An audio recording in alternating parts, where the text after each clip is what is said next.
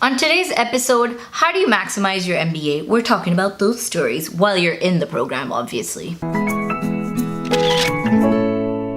Ayo, we're the 9 to 5 misfits back again to help you crush unemployment and define success on your own terms, baby. So for today's Getting Real with the Misfit segment, we're doing how do you maximize your MBA when you are in school? So like we said the last time, we have the MisFit Dabbi, where we pick out a folded piece of paper and we come up with stories, candid, unedited versions of what we experienced. Ooh, so I'm in the hot seat. Let's see what I pick out from the MisFit Dabbi. Wow. Ooh, I got network.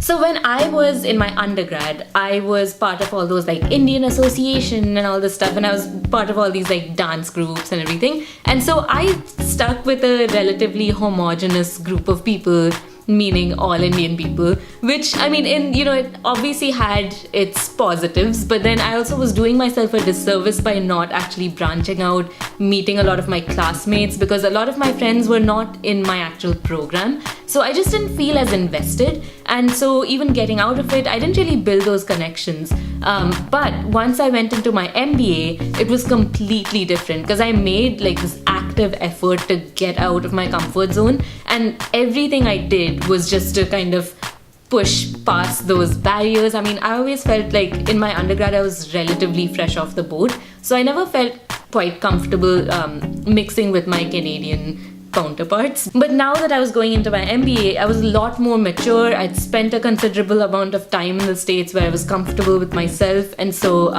some of my best friends from the program ended up being non-Indian people. And I'm not saying that this has to be, either one way or the other, but just for me, it was important to break out of my comfort zone. And it really helped me just learn about new cultures, about even just things that other cultures value over the things that I valued. So it was just great, and these are some friends that I've made for life that I keep in touch with to this day. And yeah, it's such a rewarding experience.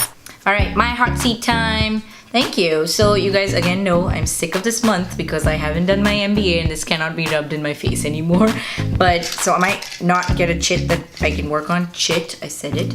So I got taking care of your health. So I'm gonna just throw this in my perspective. So when I was doing my undergrad, it was a lot of workload, really hard to keep up with cultural differences, as well as you're like learning something new in a different school, different country. I actually struggled with my health because it wasn't that my workload was so much that I didn't know that I had to work out or I had to go to do stuff like that. I actually had a reverse thing where I wasn't, because of the culture, I noticed that everyone was so pretty, and I was a teenager. I was 17 when I did my undergrad.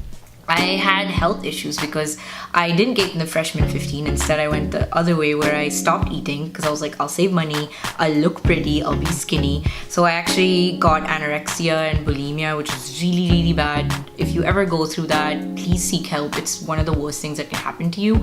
And the thing that got me out of it was actually seeking help from my friends. Everyone helped me through it because they understood this is what I was going through.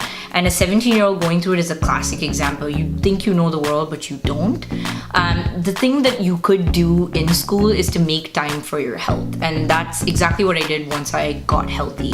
I stopped paying attention to what the world looked like, what the world wanted of me, and I started paying attention to the healthy aspects of it. What do I want from school? I want to make the best grades. I want to get a good job. I want to stay healthy. I want to make the best relationships. I don't want to look pretty and fit in just for that reason.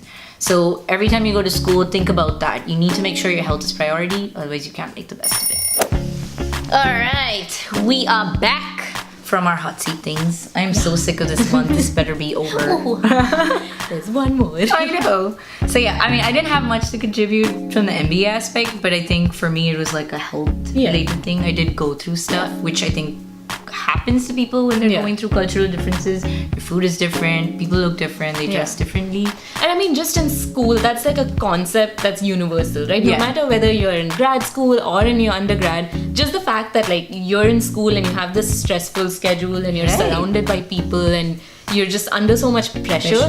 A lot of people go through the same struggles, and I mean, it's interesting to hear about how you tackled your health issues or didn't. Yeah, or didn't.